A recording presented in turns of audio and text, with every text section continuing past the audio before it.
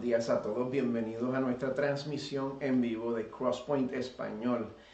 La diferencia en la calidad de nuestra transmisión de hoy se debe a que nuestros voluntarios son muy importantes para nosotros y hemos decidido minimizar el personal asociado con nuestra transmisión lo más posible. Si fuera por nuestro camarógrafo Pedro Pérez, seguramente él estaría con nosotros aquí esta mañana. Sin embargo, continuamos en marcha pidiendo al Señor que bendiga nuestros esfuerzos y hoy por su gracia estamos aquí de nuevo para compartir la palabra. Gracias a todos los que se están sintonizando y se han sintonizado semana tras semana porque ustedes entienden la importancia de recibir este medio de gracia, la palabra predicada. Además de este medio tenemos otras maneras de recibir la gracia de Dios como iglesia en esta temporada, practicando la comunidad de manera virtual en lo que pasa este tiempo, con el deseo de que cuando podamos volver a reunirnos lo hagamos con más entusiasmo que nunca. Este miércoles 8 de abril nos vamos a reunir todos juntos para estudiar y aplicar la palabra a las 7:30 p.m. una vez más por la plataforma Zoom. Esto es en lugar de nuestros acostumbrados grupos de estudio y aplicación que tenemos en los hogares. Si no han descargado la aplicación Zoom, le pedimos que lo hagan lo antes posible. Les recomendamos que lo hagan lo más temprano posible para que no tengan problemas conectándose a la hora de la clase. Esta plataforma es interactiva, así que como darían fe las personas que ya han participado, van a poder hacer preguntas también. Recuerden también que pueden invitar a todos los que ponen excusas para ir a la iglesia. Usted que me escucha, que no es miembro de Crosspoint Español y no tiene iglesia, si quiere participar en esta clase, puede enviar un mensaje directo a nuestra página para obtener el código de la reunión. Como muchos de ustedes saben, esta semana observamos la muerte y resurrección de nuestro Señor Jesús. Y la situación que estamos pasando corrientemente nos da la oportunidad por primera vez de celebrar el Viernes Santo a través de Facebook Live. Por lo tanto, vamos a tener un servicio de unos 45 minutos, así que los esperamos este viernes 10 de abril a las 6 p.m. Recuerden también que pueden ofrendar a través de nuestro sitio seguro crosspointespañol.churchcenter/giving. Pueden encontrar el enlace en el texto de la publicación de este video y también pueden encontrar enlaces a canciones de adoración que recomendamos en respuesta a la palabra que se va a compartir hoy. Así que muchas gracias por su generosidad. Gracias por estar con nosotros en esta mañana. Y que el Señor les bendiga.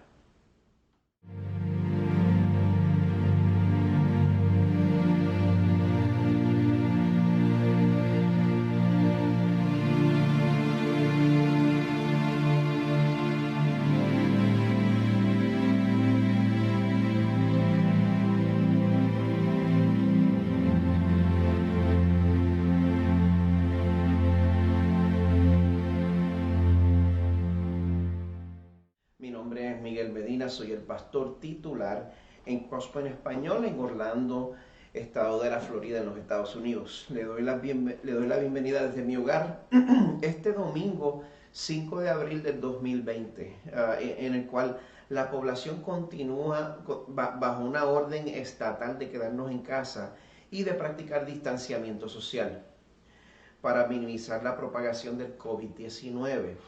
Todos estamos en oración para que el Creador soberano del universo detenga esta plaga si es su voluntad.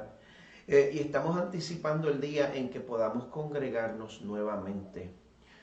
Hoy, domingo 5 de abril, comienza en el calendario eclesiástico lo que conocemos como Semana Santa. Una semana en la cual recordamos los eventos que marcaron el sufrimiento, la muerte y resurrección de nuestro Salvador Jesús. Mi deseo es que como comunidad de fe, Crosspoint Español tenga como estilo de vida el recordar lo que Dios ha hecho por nosotros. Por eso vamos a pausar nuestra serie basada en 2 de Corintios titulada Luz del Evangelio y vamos a tener una miniserie estos 2 domingos de Semana Santa que hemos titulado La Maravillosa Cruz. Como tema de hoy vamos a estar cubriendo el Domingo de Ramos. Aquí estamos observando la fecha en que Jesús llega a Jerusalén y recibe una bienvenida digna de un rey. Pero de la misma manera, esta temporada nos está forzando a operar fuera de nuestro elemento y nos está incomodando. Pero de esa misma manera, la llegada de Jesús termina incomodando a muchos cuando se dieron cuenta de cuáles eran las intenciones verdaderas de Jesús. Porque no contaban con que Jesús había llegado a cambiar las cosas permanentemente. El pasaje de hoy nos va a mostrar cómo Jesús llegó a establecer el nuevo templo. Les voy a pedir que busquen en sus Biblias en el libro de Marcos. La Biblia se divide entre el Antiguo Testamento y el Nuevo Testamento. Marcos es el segundo libro del Nuevo Testamento. Mateo, Marcos, Lucas, Juan son los evangelios que se encuentran al principio. Así que Marcos es el segundo libro del Nuevo Testamento. Quiero que sepan que para preparar el sermón de hoy me beneficié abundantemente del libro escrito por Timothy Keller titulado La Cruz del Rey.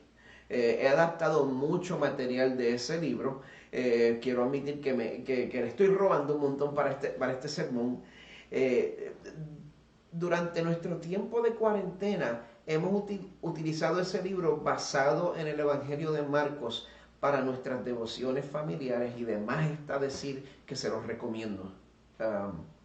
Pues a través del Evangelio según Marcos, cuya autoría se le atribuye al mismo Juan Marcos de quien se habla en el libro de los Hechos, nosotros podemos ver cómo se va desenvolviendo la naturaleza del ministerio de Jesús de Nazaret.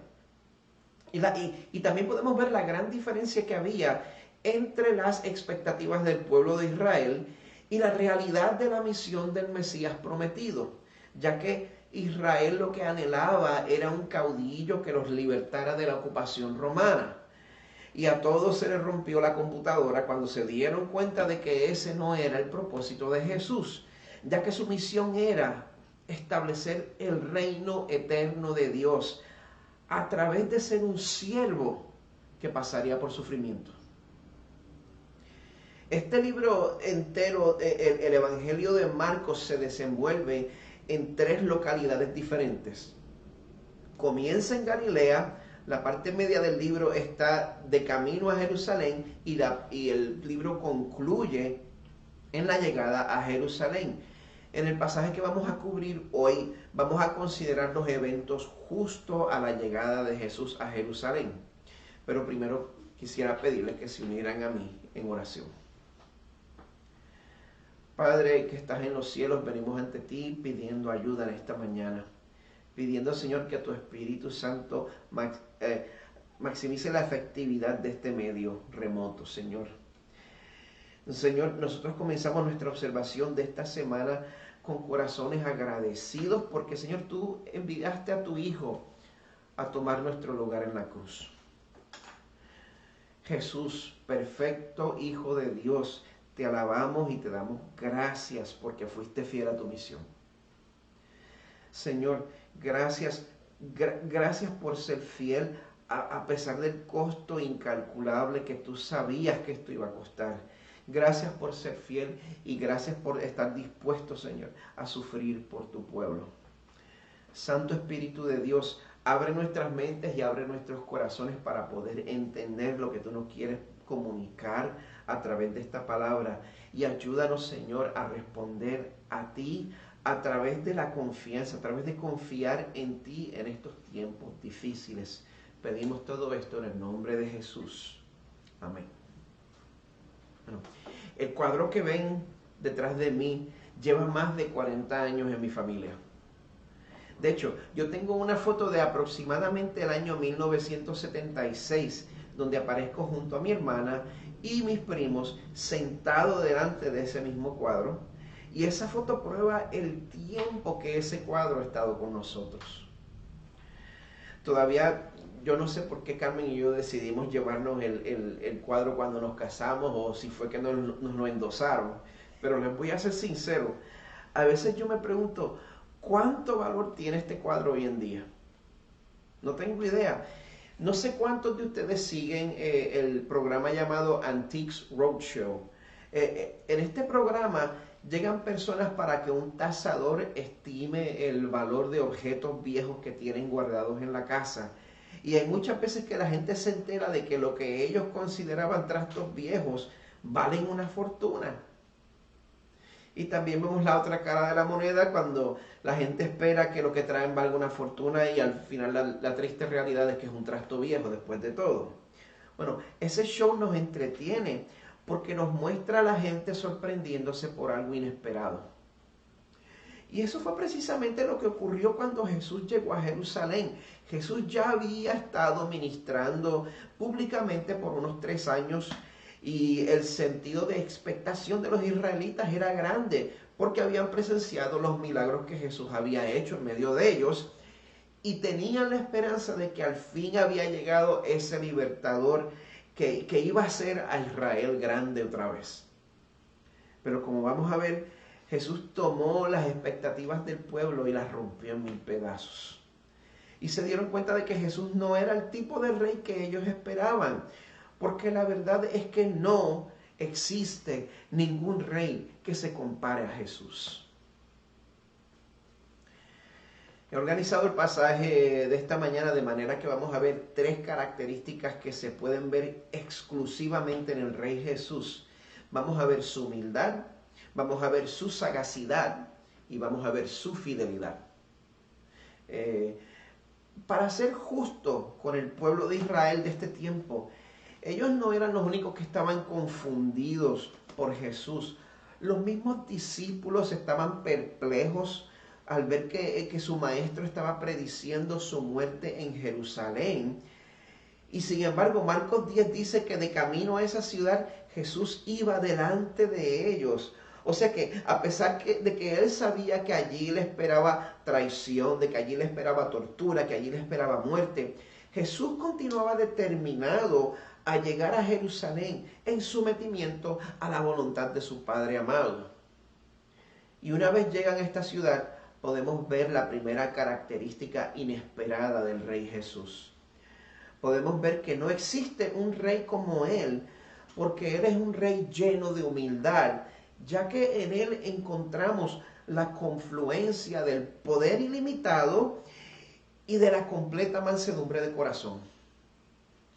Marcos 11 nos dice, comenzando en el primer verso, esta es la palabra de Dios, dice: cuando se acercaban a Jerusalén por Betfagé y Betania, cerca del monte de los Olivos, envió a 2 de sus discípulos y les dijo: id a la aldea enfrente de vosotros, y tan pronto como entréis en ella, encontraréis un pollino. Un pollino es un burro joven. Un pollino atado en el cual nadie se ha montado todavía, desatadlo y traedlo. Y si alguien os dice: ¿por qué hacéis eso?, decid: el Señor lo necesita, y enseguida lo devolverá acá. Ellos fueron y encontraron un pollino atado junto a la puerta, afuera en la calle, y lo desataron. Y algunos de los que estaban allí les dijeron: ¿qué hacéis desatando el pollino? Ellos les respondieron tal como Jesús les había dicho, y le dieron permiso. Entonces trajeron el pollino a Jesús y echaron encima sus mantos, y Jesús se sentó sobre él. Aquí podemos ver que Jesús está organizando de manera deliberada su entrada triunfal a Jerusalén. Y esta entrada triunfal no fue ningún accidente. La intención de Jesús era precisamente que en Israel, en un país donde ya había un rey y que también estaba siendo ocupado por los romanos, que él fuera recibido como el nuevo rey de una manera conspicua, de una manera pública, de una manera bulliciosa, lo cual iba a forzar a las autoridades a tomar acción. Pero también esto que vemos era el cumplimiento de una profecía escrita casi 600 años antes en Zacarías 9, donde dice: regocíjate sobremanera, hija de Sión, da voces de júbilo, hija de Jerusalén, tu rey viene a ti, justo y dotado de salvación, humilde, montado en un asno, en un pollino, hijo de asna.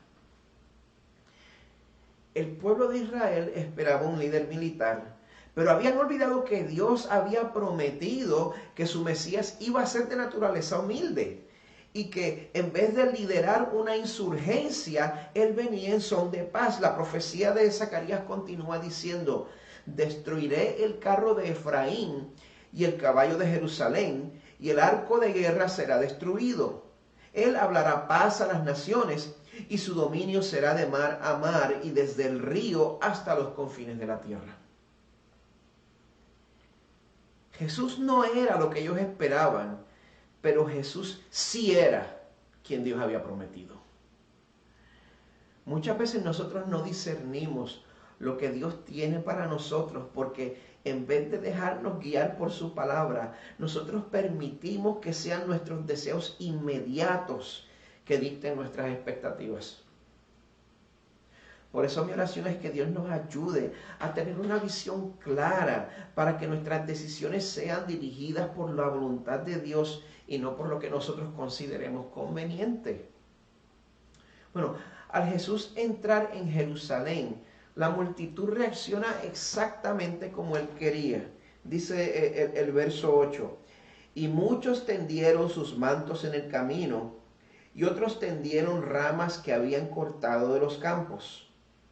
Los que iban delante y los que le seguían gritaban: Hosana, bendito el que viene en el nombre del Señor.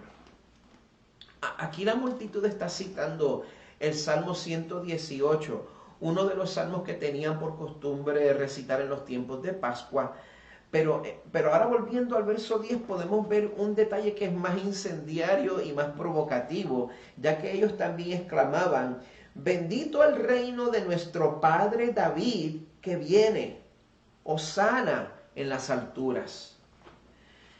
Como dice la Biblia de Estudio NBI, al decir bendito el reino de nuestro padre David, estaban diciendo que Jesús era el Mesías prometido, de la descendencia de David. Lo que ellos estaban proclamando en esta entrada triunfal no fue ningún accidente. Las intenciones de Jesús aquí son claras. Su deseo era que todo Jerusalén supiera que este rabino joven que hacía milagros, que él era nada menos que el Rey de Gloria.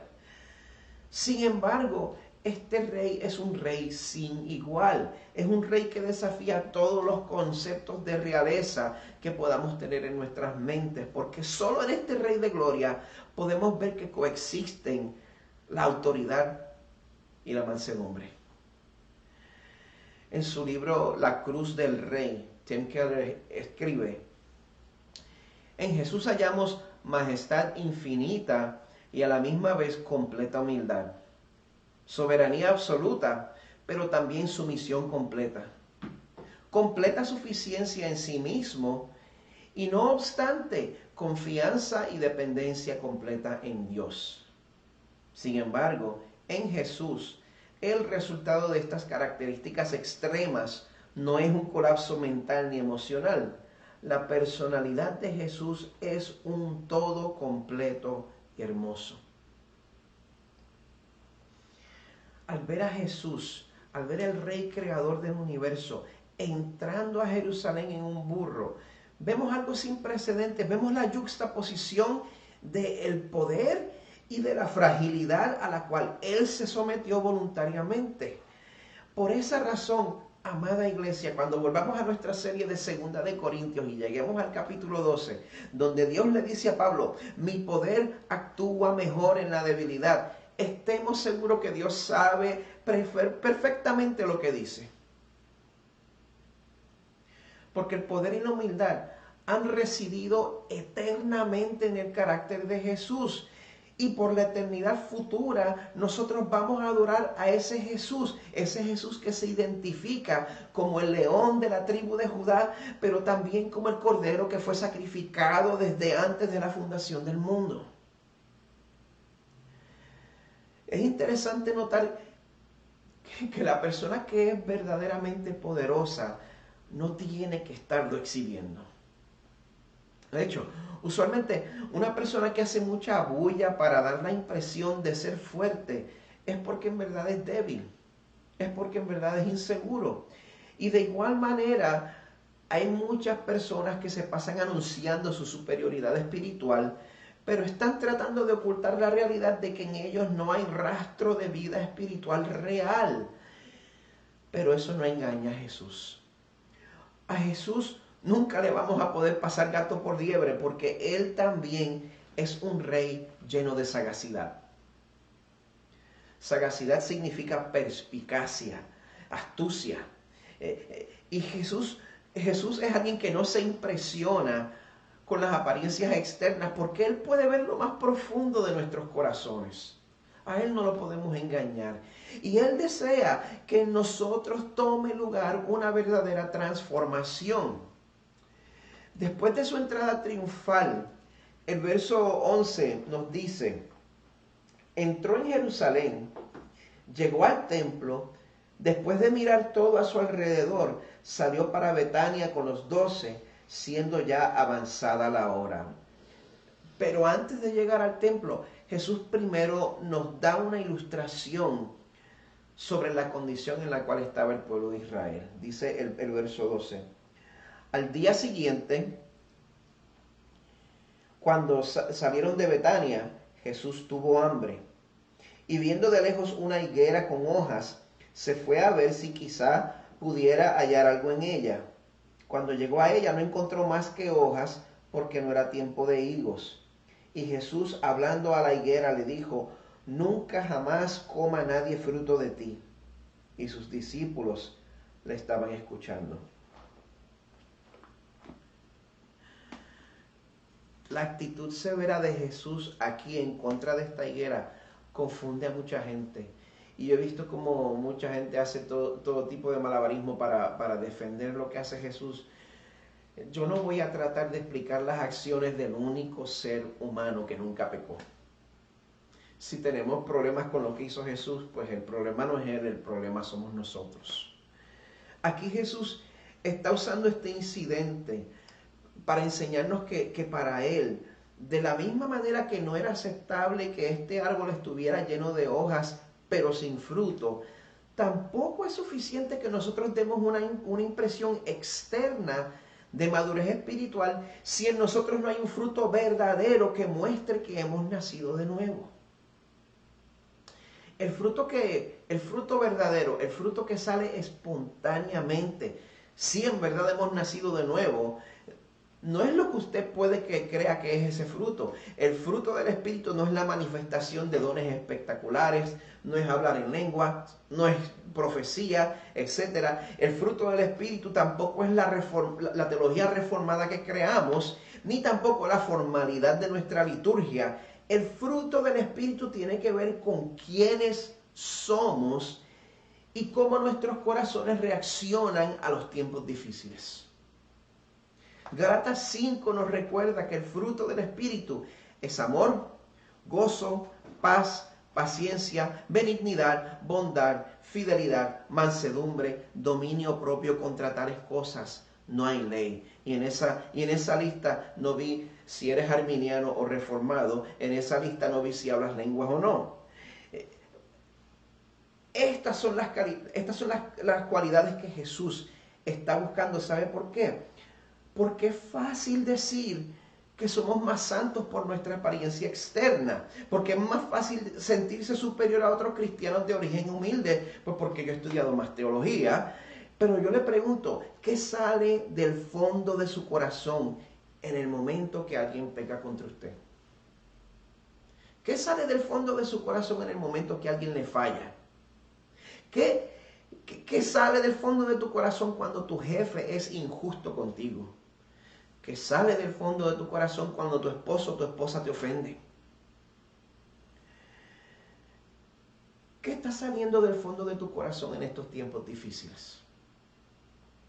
Una vez más, Tim Keller escribe, muchas cosas que hacemos pueden aparentar ser señales de que tenemos una fe verdadera, pero pueden crecer en nuestros corazones sin que el corazón realmente cambie. Jesús quiere más que ajetreo religioso. Él quiere el tipo de cambio de carácter que solo viene cuando nos damos cuenta de que ya hemos sido rescatados. ¿Le es claro a los que te conocen más de cerca que tu carácter está siendo regenerado radicalmente? ¿O solamente estás ocupado con actividades religiosas?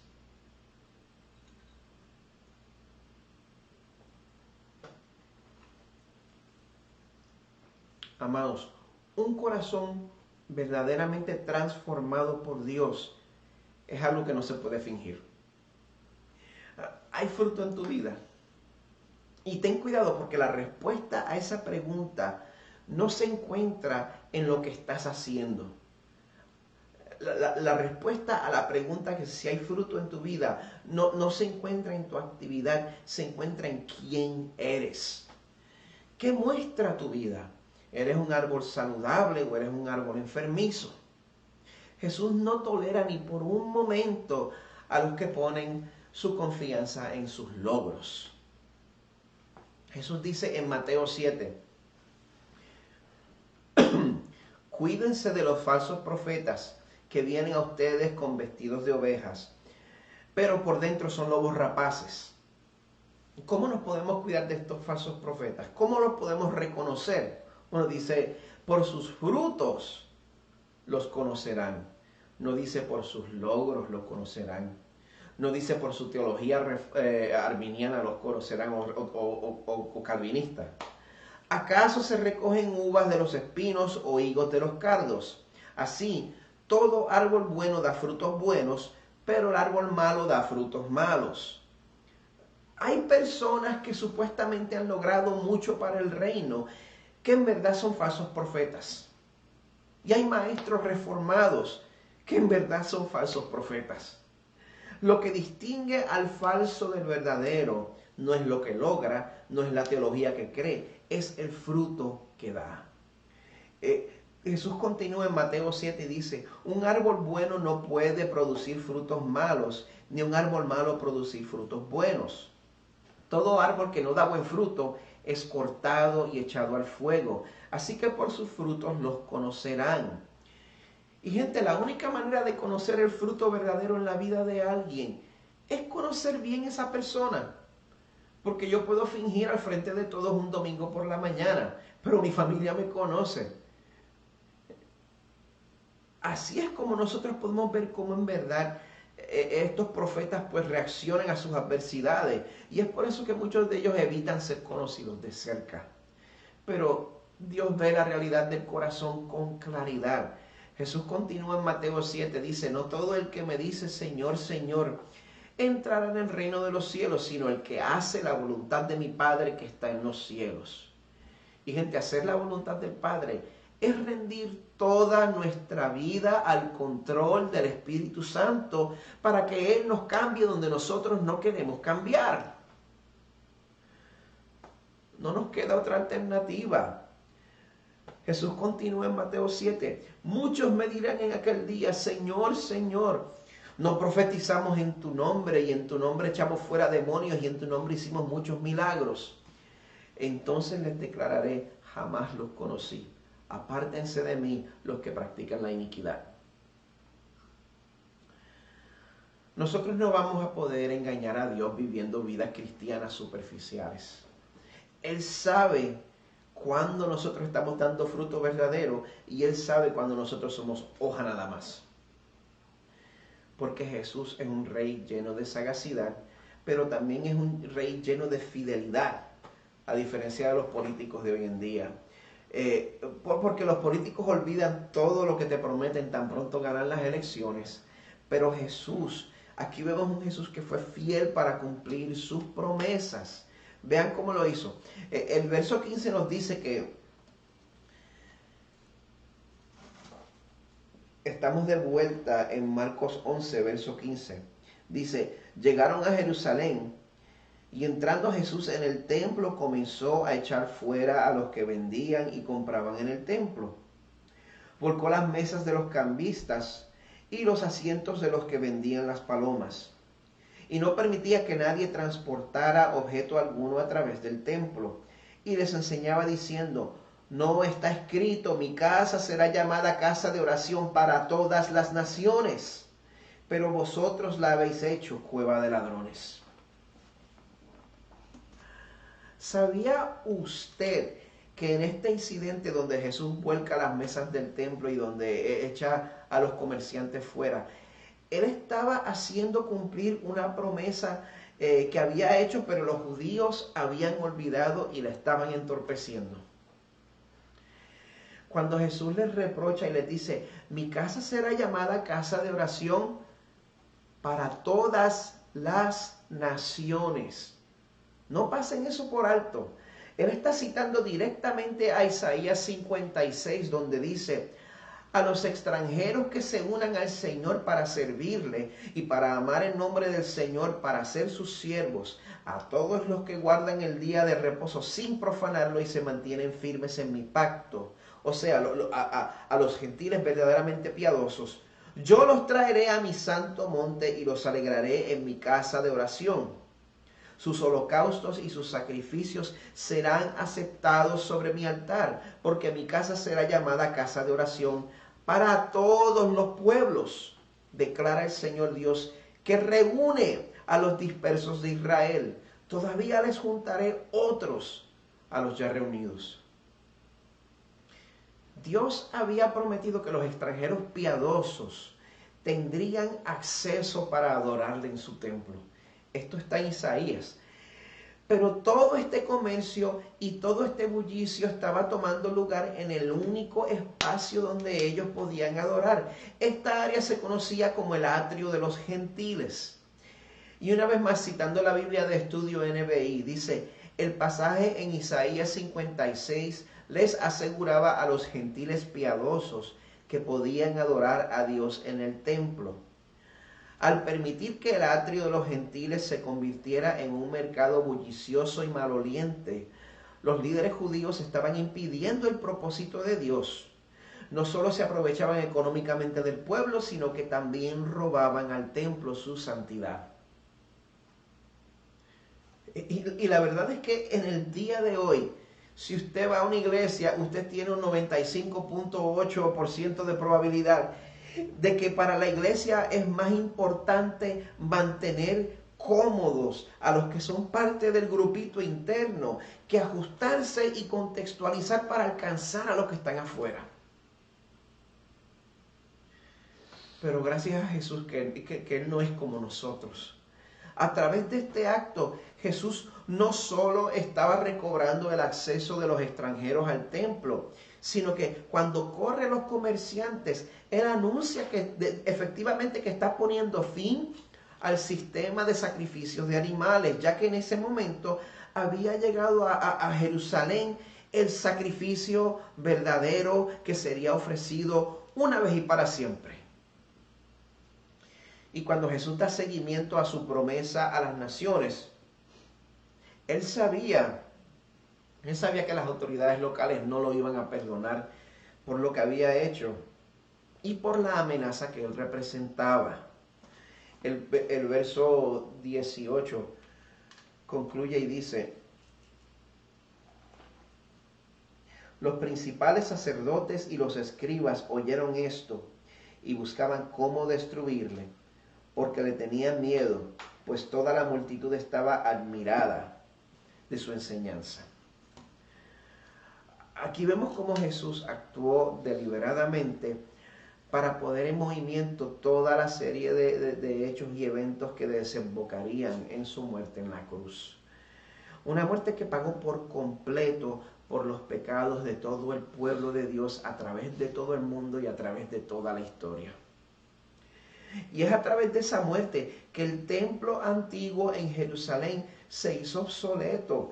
Y eso significa que ya no tenemos que hacer ningún peregrinaje a Jerusalén, porque Jesús es el nuevo templo en el cual gentes de toda nación y toda lengua son reconciliados con Dios. Otra parte de la Biblia que habla de este mismo incidente en el templo se encuentra en Juan 2. Y aquí podemos ver la reacción de los líderes religiosos. Dice, los líderes judíos exigieron, ¿qué estás haciendo? Si Dios te dio autoridad para hacer esto, muéstranos una señal milagrosa que lo compruebe. De acuerdo, contestó Jesús. Destruyan este templo y en 3 días lo levantaré. ¿Qué dices?, exclamaron. Tardaron 46 años en construir este templo y tú puedes reconstruirlo en 3 días. Pero cuando Jesús dijo este templo, se refería a su propio cuerpo. Después que resucitó de los muertos, sus discípulos recordaron que había dicho esto y creyeron en las Escrituras y también en lo que Jesús había dicho. Creer en Jesús es creer en las Escrituras. Y por eso yo quiero concluir hoy con una invitación. Jesús, a través de su vida, de su sufrimiento, de su muerte y su resurrección, Él ha venido a ser el nuevo templo.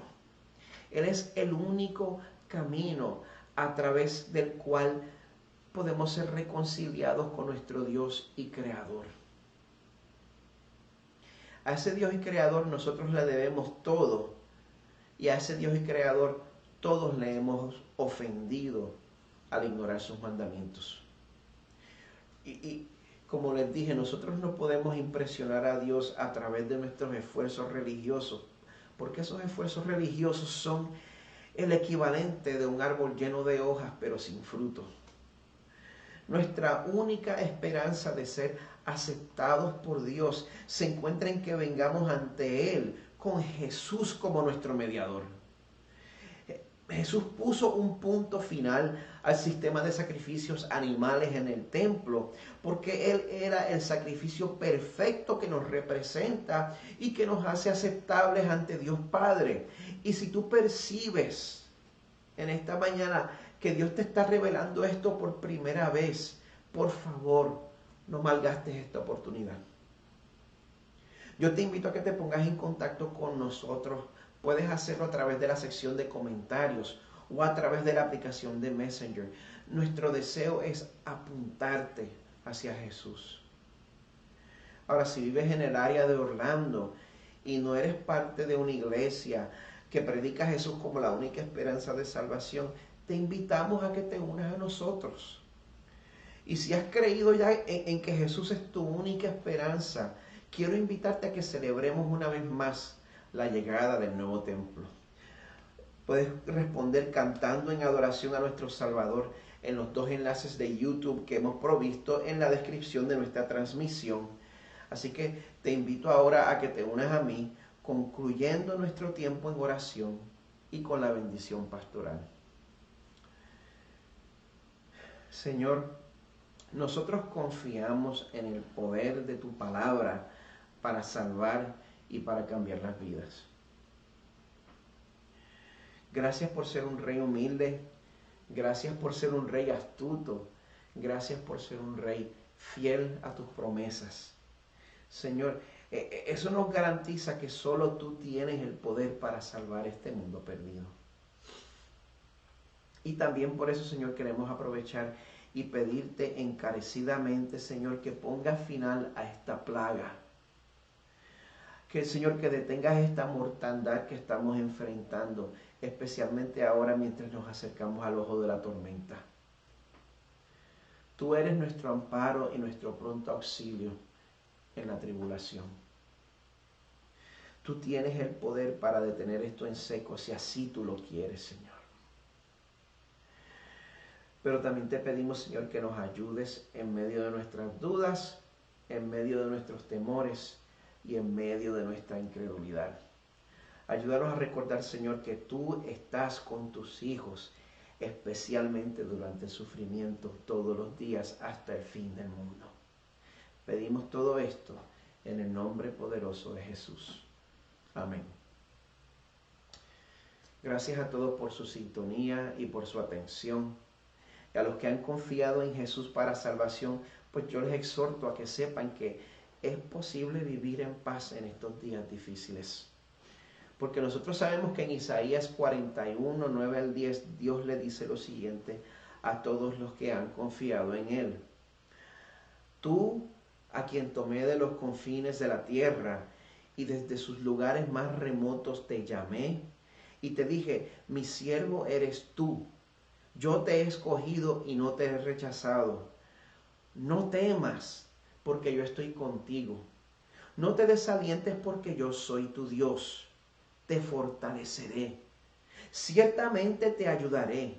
Sí, te sostendré con la diestra de mi justicia. Que la paz de Cristo reine entre todos nosotros y que podamos ser la iglesia para su gloria. Que el Señor les bendiga a todos.